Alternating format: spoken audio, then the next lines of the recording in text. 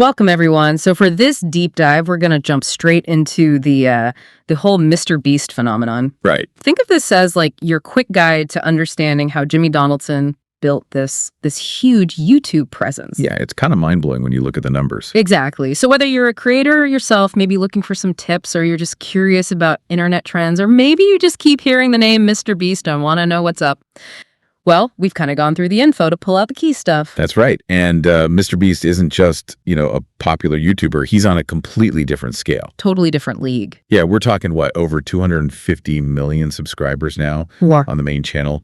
Billions and billions of views. It's staggering.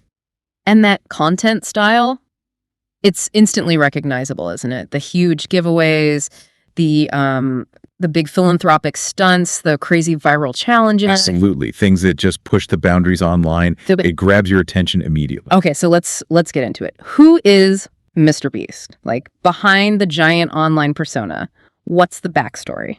Well, his real name, Jimmy Donaldson. Yeah. And he's actually from North Carolina. Oh, okay. Not LA. No, surprisingly not. Yeah. And what's interesting is he started super young, like 13, I think. Wow. Yeah, and back then, the content was, it was nothing like today. Yeah. Not the private islands and $1 million stuff. Right. What was he doing then? Things like Let's Plays, gaming videos, reaction videos. He even did some trying to, estimate what other YouTubers were earning. Pretty standard early creator stuff, really. Huh. It's almost hard to connect that version with the guy we see now. It is. I mean, the evolution Yeah. from guessing earnings to funding surgery to cure blindness for 1,000 people, or giving away islands, that crazy real life Squid Game, Which was massive. and Team Trees, that whole initiative. It's just a wild transformation. It really shows how much a channel, maybe the vision behind it, can just completely change over time. Right. And what's key here, I think, isn't just how big this stuff is now, but remembering it wasn't overnight. It was this gradual thing, learning what worked, what people wanted to see, and just constantly trying new things, going bigger. Okay, so he definitely mastered going big, but what's the secret sauce there? What makes the videos themselves so sticky, so addictive? Why do people keep clicking? Yeah, that's the big question, isn't it? There seem to be a few core things working together. First, you absolutely cannot ignore the high stakes. Okay. I mean, nearly every video seems to have these incredible, often life-changing prizes on the line. Right, we're not talking small gift cards here. No, exactly. It's cars, houses, huge stacks of cash. It just immediately hooks you. That possibility, Why do you think that's such a pull? Well, it's got to tap into something fundamental, right? That lottery ticket feeling, but amplified by 1 million. Plus, you mentioned the fast pacing before. Oh, absolutely crucial. You watch those videos and there's no downtime. It's relentless energy, constant cuts, action, action, action. The editing is incredibly tight. Totally. They've shaved off every single spare second. It keeps your brain locked in. You feel like if you blink, you'll miss something important. Yeah, definitely. And that constant buzz feeds right into the big emotions his videos stir up. You get these really genuine reactions from people. Pure joy, shock, suspense. And maybe the biggest one is just seeing that raw happiness when someone gets something amazing. It's an emotional hit. It really is. And even with all that speed and, seeming chaos sometimes, there's usually a pretty clear storytelling thread, right? Exactly. That's a great point. It's not just random stunts. Yeah. There's a narrative, a setup, a challenge, maybe some twists, and then a payoff. Even if there are tons of people involved, you usually follow a few key journeys. So you get invested. You get invested. It gives the whole thing structure and makes you care about the outcome. And then layered on top of all that is the sheer scale of the massive generosity. Right. You can't not mention that. In a world, or at least a media space, that can feel pretty cynical sometimes. Yeah. Witnessing someone give away that much money or help people on that scale, it just hits different. It feels good to see. It's like you feel happy for them, even though it's not you, that vicarious joy thing. Precisely. Now, MrBeast isn't just the main channel anymore, is he? It's really grown into this whole MrBeast Empire. Yeah, let's talk about that diversification. How's that working? It's pretty smart, actually. The main channel is the engine, obviously, but there's this whole network supporting it. You got Beast Reacts. Okay, reaction videos. Yep, exactly what it sounds like. Yeah. Super high energy, quick cuts, very much in that MrBeast style. Then there's MrBeast Gaming. Which is huge in its own right. Massive. A major player in the gaming space online. And then there's the Philanthropy channel. MrBeast Philanthropy. That one feels different. It does. And it's a really interesting model. Yeah. A dedicated channel, but 100% of the ad revenue, he says, goes straight to charity. Wow. That's a statement. For you listening, think about how that connects back to the emotional appeal we were just talking about. It adds this layer of like tangible good. It really does. It strengthens the whole brand image, shows a real commitment beyond just entertainment. And it's not just videos either. He's moved into physical product. Right. Feastables, the chocolate bars. Yep. Feastables. Yeah. And they cleverly tie giveaways right into the chocolate bars themselves. It's all connected. Smart marketing. Very. And then, of course, MrBeast Burger, that virtual restaurant brand that just seemed to explode overnight. Oh, man. That launch was everywhere. It showed the sheer power of his name recognition, didn't it? Absolutely. Yeah. Insane reach.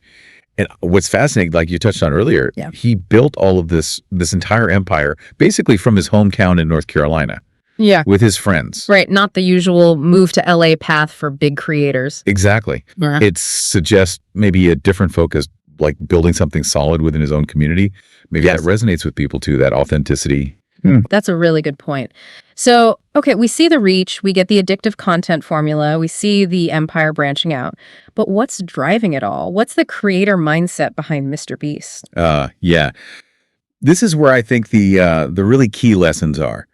From everything you read and hear, Jimmy Donaldson is just intensely focused on YouTube, like laser focused. Okay, how so? Well, he apparently spends hours just studying what makes a good thumbnail work, rewatching his own videos constantly, looking for tiny ways to improve pacing or editing, testing titles like crazy. So it's not just throwing stuff out there and hoping it goes viral. Not at all. It sounds incredibly analytical. He's applying almost a scientific method to creative content. Mm-hmm. For anyone listening who's working on their own thing, that dedication to just constant refinement, Mm-hmm. it's huge. Yeah, it's about mastery over just luck, it seems. Treating it like a craft to be honed. Exactly right.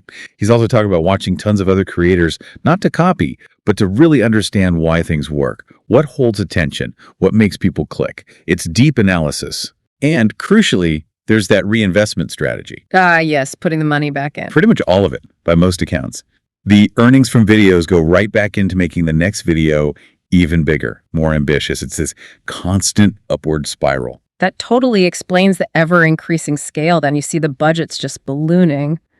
And he also seems to support other creators, too. I've heard names like Ryan Trahan, Airrack. Yeah, he definitely seems to champion others. There are stories of him giving advice, encouragement, even resources sometimes. It suggests more of a rising tide lifts all boats mentality. Which is pretty cool to see. It is. And if you boil it all down, the core idea, something he said himself, is actually pretty simple on the surface. Okay, what's that? Basically, make content people want to watch and never stop improving. Sounds simple. Sounds simple, right? But actually doing that day in and day out with that level of focus and intensity, that's the hard part. Yeah, the execution is everything. That relentless drive to get better, to understand the audience, that's definitely not easy. Not at all. It's that deep understanding, delivering value, whether it's fun, emotion, spectacle, generosity, and just never settling, always improving. So thinking about the future. Yeah.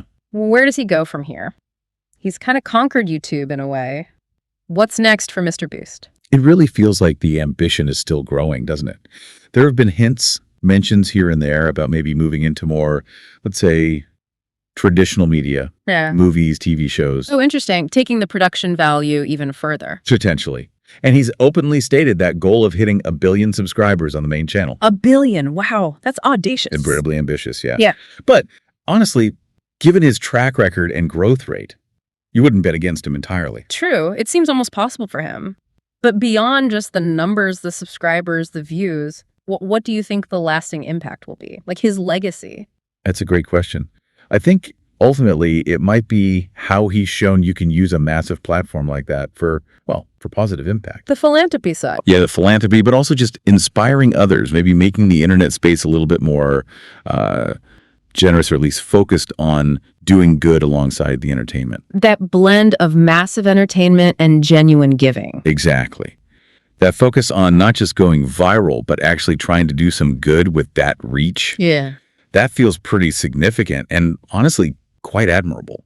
I totally agree. There seems to be a real purpose behind a lot of it. So, okay, for everyone listening to this deep dive, Maybe you're working on your own creative thing or building a business or even just pursuing a hobby you're passionate about. Maybe think about this. How could those core MrBeast principles, creating something compelling for others, and that relentless drive to keep improving, how could that apply to what you're doing? Right. It doesn't have to be about getting millions of views. Not at all. It could just be about getting better at a skill or building a really engaged little community or just finding your own way to add value. That's a really powerful takeaway. Recognizing those fundamentals. Know your audience, provide value consistently, and just keep learning and adapting. You can apply that anywhere. Exactly.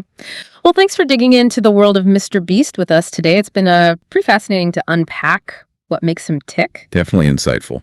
So until our next deep dive, keep exploring, keep learning,